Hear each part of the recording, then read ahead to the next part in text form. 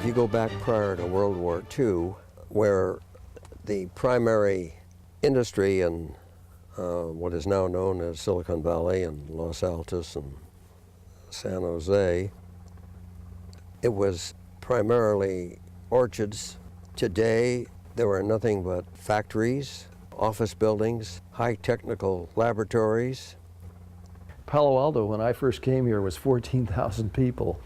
And there was very little building between Middlefield Road and Bayshore Highway, and you know what it is now. It was the beginning of the boom, and there was just a lot of vacant land. Certain industries were coming in, and particularly the beginnings of the Silicon Valley industry, which involved a lot of high tech, and the kinds of buildings that were needed to house the offices. And some of the plants for construction, even manufacturing, they needed to go up quickly. They needed to be economical, and there were a lot of them. The building started as small boxes, and they grew as the industry grew, and the building size and the building sophistication almost grew as the needs of these electronics companies advanced. I was in the military during World War II also, and I kept coming back, and later on I saw these signs, Holvick Construction Company, and every place I would look, there would be a building that was going up by Carl Holvick. They built tons of buildings, all reinforced concrete. See, that was the big deal in those days. Now, there are not many contractors around that can say they had built that many buildings and with such variety and such different architectural aspects. Tilt-up was a very quick process. Number one, in the beginning, it was a very, very inexpensive process, and this high-tech industry grew very, very rapidly, and the tilt-up industry in particular was able to respond to this very short time frame of demand that they had. The Carl Ray Company was, as to my knowledge, was one of the first contractors, if not the first contractor, to do a tilt-up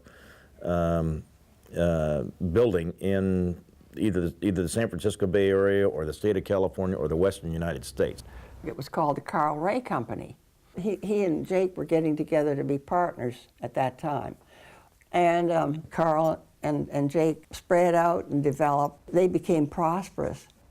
They were very aggressive, you know what I mean? They had new ideas. Carl was an architect. Jake was a builder. Ray Jacobson and Carl decided to go their own ways in their separate companies. And Ray started a company called North State Builders, and Carl formed the Carl Holvick Company. He was the largest contractor in the Bay Area, in part because these companies needed buildings fast and they needed them not being real expensive. And so he had this tilt-up concrete building that was affordable and quick to build. And so he took off with all of Silicon Valley.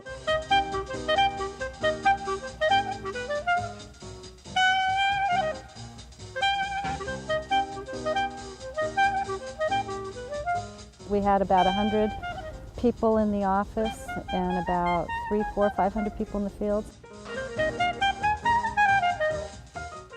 The tilt-up industry in particular was able to respond to this very short time frame of demand that they had.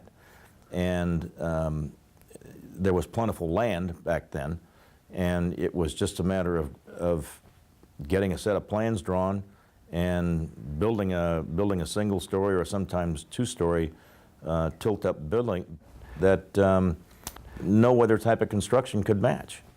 I think he really wanted to be a builder, and it just sort of was a fluke that he ended up going to college because he was delivering newspapers. And there were no jobs available, so he went back to school and got a degree in architecture. And that was another key to his success, is having the architecture with the structural engineering. The architect's designing the building in ways that the contractor would never do. The contractor wants to do it in the most expeditious way. The architect wants to make a statement. That's the concept of design, build, all in one house, all under one contract. And it's very efficient. That's Carl's building, that's Carl's building, that's Carl's building that he built. And then in many cases, we were investors in some of these buildings because he had a company for it. And Carl seemed to bring in all of his pals and friends to share some of the good things he did for her. Situation that he would allow others to take on their own roles and responsibilities and run with it. So each of us owned a little piece of the car. And that was important to us. He did not have a retirement plan for the employees, but he shared 50% of the profit with all the employees, which is very high. You name me a boss who would sit there, be the boss, but say, okay, I have 51% of the stocks, I own the company, but you guys run it. As far as I'm concerned, I just want an X amount of dollars. If you make more than that, distribute to the workers. So half the profits always went to the stockholders and the other half went back to the employees. There were a lot of very wealthy people that came out of that construction company. People love him because he produces a valuable commodity, and he does it well, on time and in budget.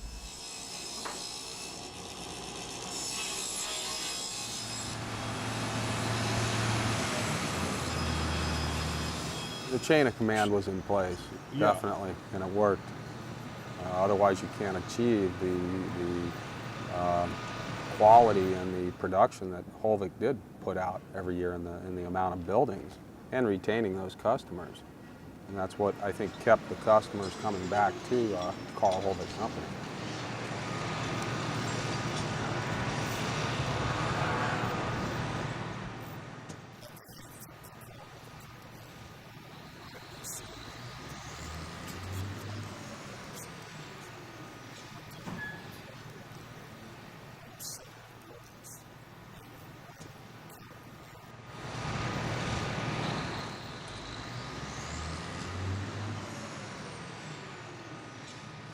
The camaraderie, the friendships developed, the timelines were always met, hurdles were always jumped over to maintain those timelines, and the employees, the morale was very high within Holvick. I got a chance to meet the customer and to go into the field, and it's the people aspect of construction that I liked the best.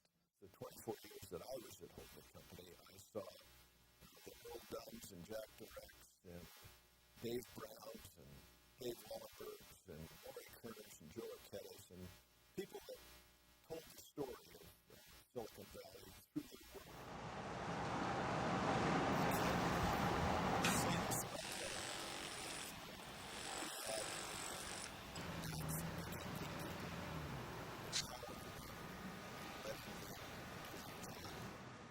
He was very social, very personable, not a drop-dead genius. It's not that he didn't make mistakes, but he could keep focused and he could keep going in a direction and wouldn't take no for an answer if he was heading in a direction. And he loved being a builder. He wanted to be a builder since he was 12 years old, he says.